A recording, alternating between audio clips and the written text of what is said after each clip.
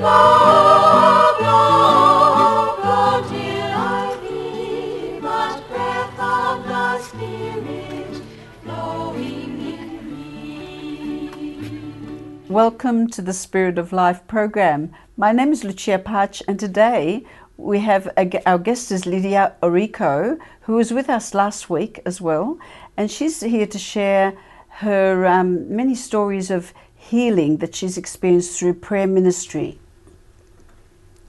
Lydia, thank you for coming back. Lydia, just for those viewers that didn't watch the program last week, you have a remarkable journey to your reawakening of your faith. Could you just briefly, like bullet point, tell us what happened to you as a child, you know, how you grew up in Italy, etc., etc. And no, you grew up in Argentina, yes, but you were born in Italy. Right. And lead us into the point of how God has evolved you into your prayer ministry now. Okay. Yes, I was born in Italy, and we emigrated with mom and a brother and a sister to Argentina when I was 6. My story is that I was an orphan. During the war, my father was hurt in one of the lungs, so he been developing TB. And then when he was dying, they conceived me, and mom was always very conscious that I could have dad's illness, and that's why she was very protective, but at the same time very rejecting, controlling, very manipulating my life and my childhood. So I suffered a lot. We emigrated to South America. I had another brother that he was born sick, and I didn't know the Lord in those times. And then I met my husband, and I married my husband. And then I had 2 children, but I didn't know God. And my husband wanted to come here to Australia because he had 2 sisters and nephews and many other related people. And I didn't want to come, but through the Word of God, which a friend of mine lent me the Bible, and the Lord spoke to me so straight. To me, he couldn't say nothing better than that. The story of that king that he lost his castle, his people during the war, and he went back to Yahweh, and Yahweh said, I cannot help you in this land anymore. Cross the river, go on the other side. There you will have wood for to build up the house, the house of your people, food for your people, and I never will leave you. And that was the promise for me, which it brought me here in Australia. So I've been here now 4 years of, all my life practically, and very happy to be here. Yeah. Significantly, Lydia, you also shared last week that Australia sits right opposite Argentina, yes. over the other side of the river, yes. the waters. The waters, yeah. And so that was really a word, and you hadn't, before that, you hadn't really spoken to God. It was only on the suggestion of this woman. Yes. And you didn't really realize you could speak to God like that.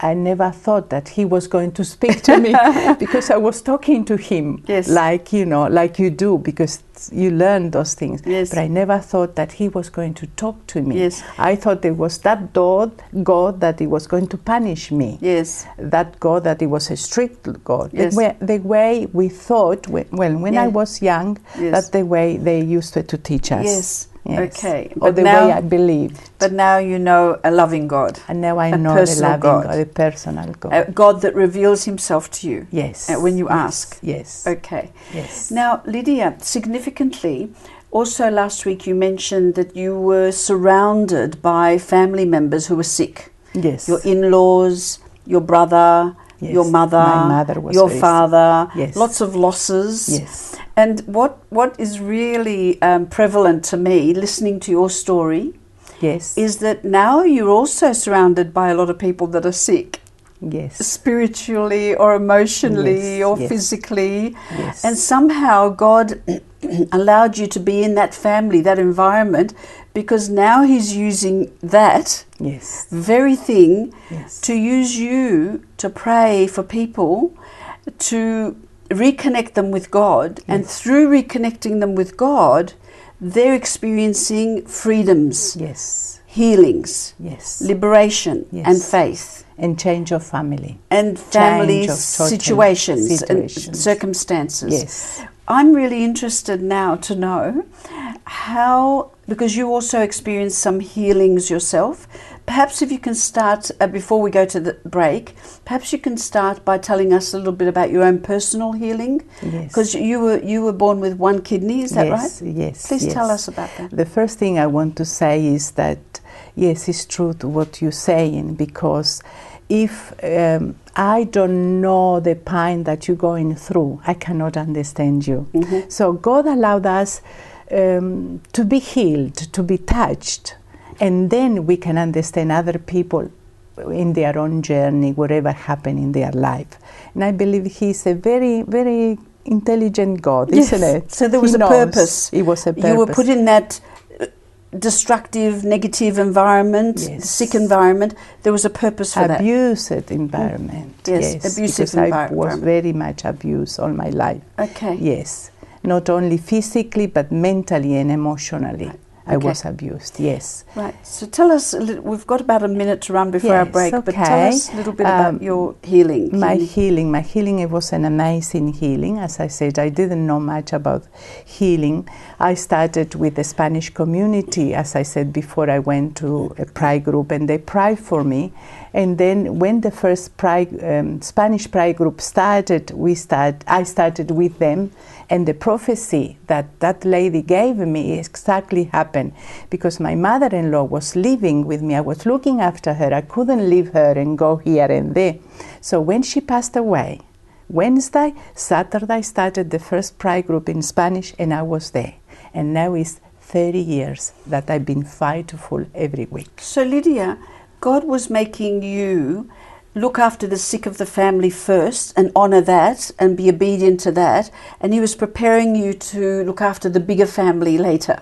It looks Christian family. Yes. Thank you. Looks like. Look, we're going to have to go for a break, but we'll be back. Okay. We'll see you back straight after the break.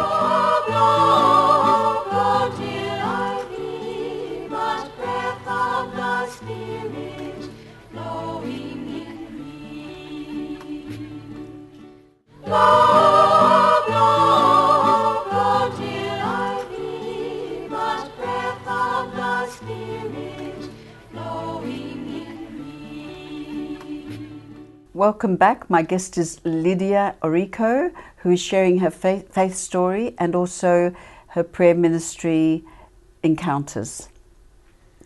Lydia, before the break, you were going to share your personal healing stories before God launched you into praying for others and seeing healing with others.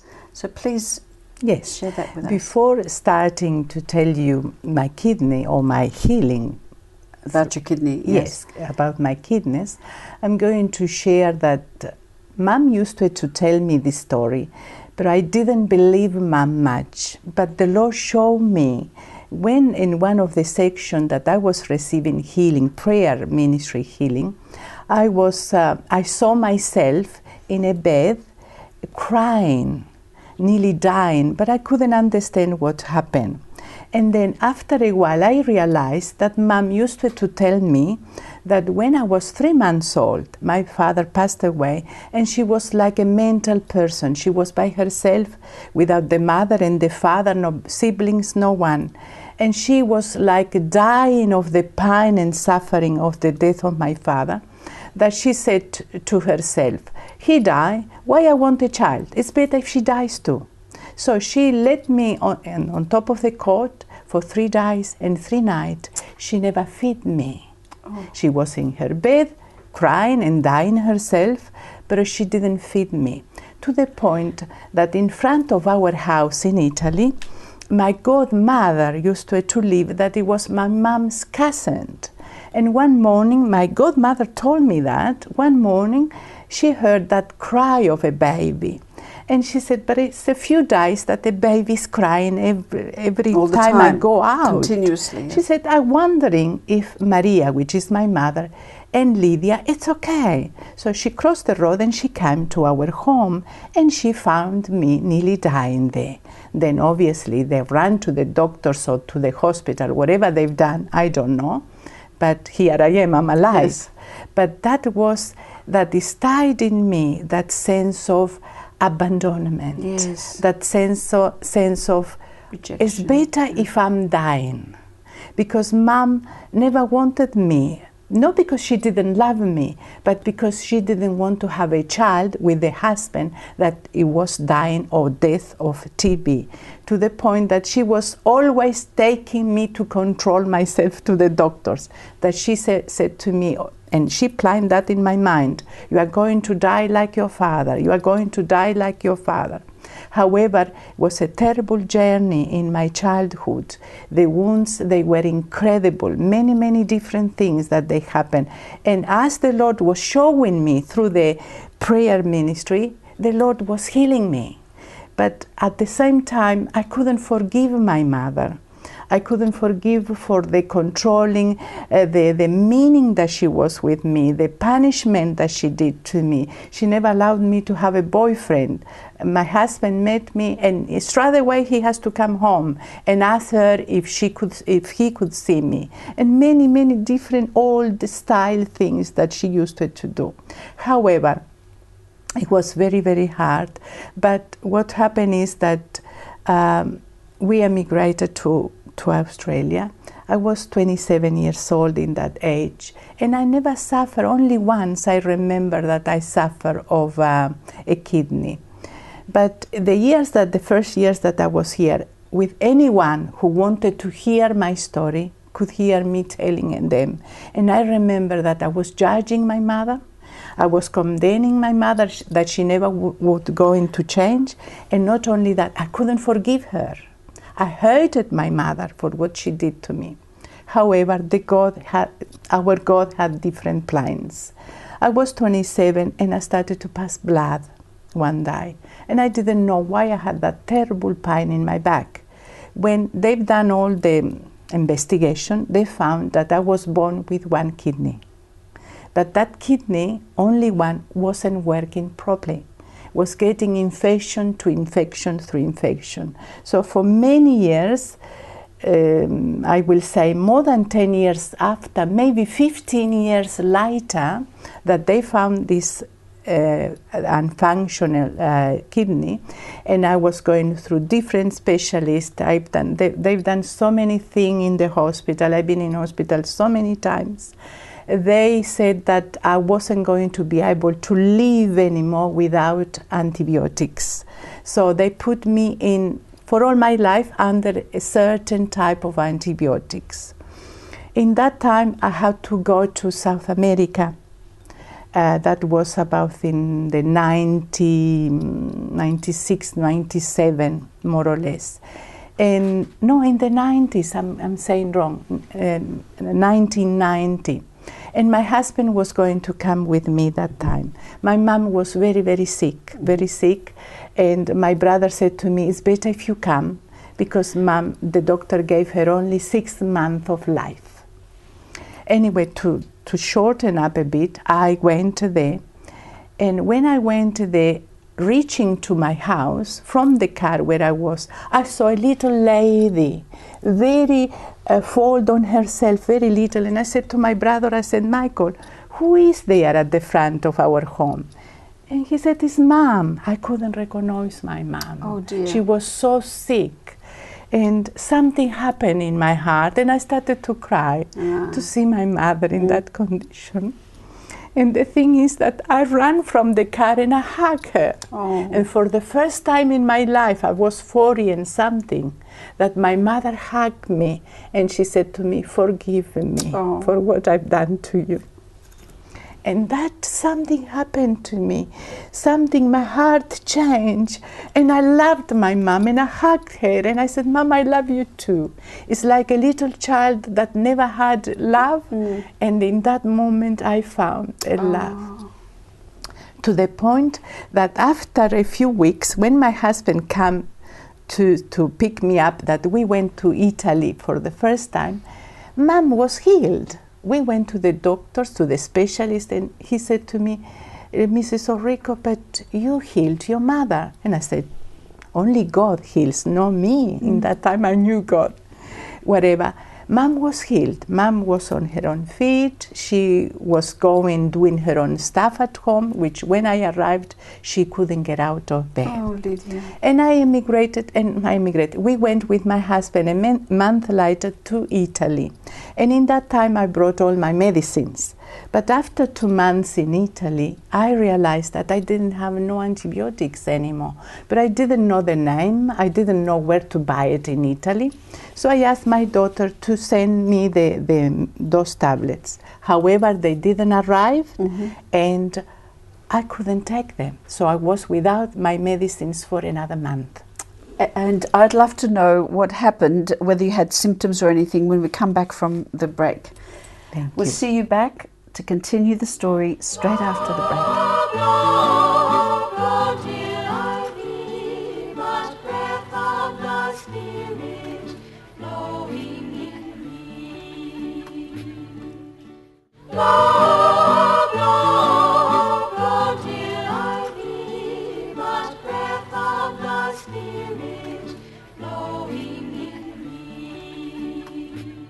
Welcome back. My guest today is the inspirational Lydia Orrico, who has some wonderful stories about her healing and her growth in her faith. Lydia, you've had me totally captive with your story, and I hope many are being touched by what you're saying here today. But before the break, you mentioned about your kidney, your healing about your kidney, and how forgiveness. When you saw your mother curled over, you resented your mother for many years because she was fairly abusive. But you saw her curled over after many years of not seeing her, when you didn't recognize her as your mother. She embraced you and asked you to forgive her. Could you tell us a little bit about why forgiveness is so important? Okay. Forgiveness, to me and my experience through 25 years of ministry, is the key of all healings. And it's funny because I had to experience that to be able to lead other people into that. My life changed. The point when I forgive my mother in that moment, after that, I remember what she did to me, but that doesn't touch me anymore. When I forgive my mother, I started to say, poor mom. Understanding. She went through so much, which before I used to judge her constantly. And that is the key, the forgiveness. You don't forget, but forgive whatever happened there, the wounds that you've been through.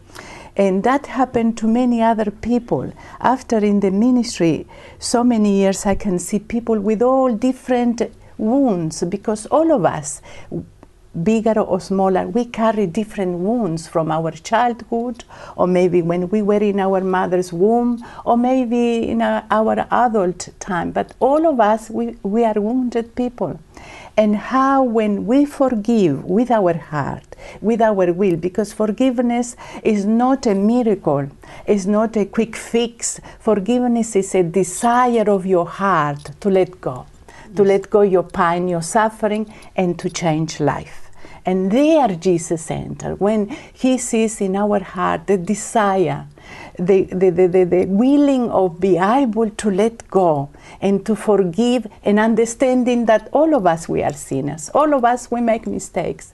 And then Jesus can work there, and the miracle happen. Yes. And the healings, they happen. As an example, I had other young people, many stories, but only very briefly.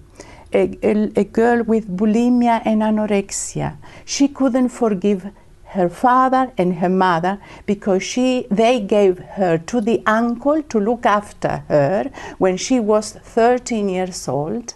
And they went to work because they needed to work. and her uncle was abusing her sexually. Oh, dear. So she went into anorexia and bulimia. She was very sick. She was dying until the time that the Lord touched her through the prayers, and the Lord helped her to forgive her uncle. She could really realize that if she was keep going like that, she was going to die. She started to forgive him. When she let go and she forgave the mother and the father for giving the permission to the uncle to look after her, her life changed like that. She was healed. And it was a miracle to see the change. And still I see that young woman. Now she's in Italy teaching others how to forgive and how to work and how to help people. And it's an amazing, amazing thing. Mm-hmm. So to me, I always said that forgiveness is the key of all healing. So God can work in our life through forgiveness. Yeah. Wow, Lydia, that is remarkable. That is just so profound. Yes, yes. Because something happens, doesn't it? And, you know, I was sitting here thinking, the abusers, your mother, let's take your mother for example. Yeah. She abused you because of her own fears. Yes. Because of her own lack of knowing God. Exactly. God's love. And very often people that abuse one another is because they don't know the love of God. Yes. They feel alone. Yes. They feel abandoned. Yes. And so that all they can give out to their children or to their associates is the very thing that they think they're getting in their life. Yes. And so your mother wasn't an evil woman. No. By any stretch of the imagination. Yes. She was just a very frightened, lonely woman without God. Yes, exactly. And somehow, in that moment, when she embraced you and asked you to forgive her, something happened to both you and her. Yes. Both of us, we were healed. She was healed in one way and I was healed. That's the way God works. That's the way I can see the hand of God moving in our life and through us, how our families, they changing. Because the first thing happened to me, I changed my attitude. I wasn't meaning anymore. I wasn't controlling, because I used to be controlling my children as my mother did to me. Okay. And I changed my attitude. Just quickly, Lydia, we've only got a minute to go before the end of the program, but I want to say you're now do prayer ministry every Tuesday at St. Augustine's under the Charismatic Renewal. Yes. And so you get people by appointment and you pray with them and you see many freedoms and releases. But the key thing is they need to be ready. They need to want it. Exactly. Is that right? And they need to be ready to forgive. Exactly. And they needed to have faith in Jesus, our Lord and Savior. Yes. That is the only one that it can reach to the root of any wound that we carry. And He can just pull the root out. Uprooted in the Spirit. In the Spirit. Yes. Lydia, you've also written a couple of books. Yes. And one of them is called My Love Heals You. Yeah, the love of God heals us. You. Okay, and another book that you're writing at the moment. Now, I have to rush the close here, but I want to say to you, you had some parallels. The 3 days and 3 nights where Mum let you starve. Jesus Christ was on the cross for 3 days, 3 nights. Oh, you're right. I never thought of that, Lucy. Lydia, thank you so much. Thank you so much for sharing your story. And me. hopefully we'll have you back again one day. Thank you. Thank you. You've been watching the Spirit of Life program. I hope her story touched you. God bless. Bring it to birth and blow where you will. Blow, blow, blow till I be but breath of the Spirit.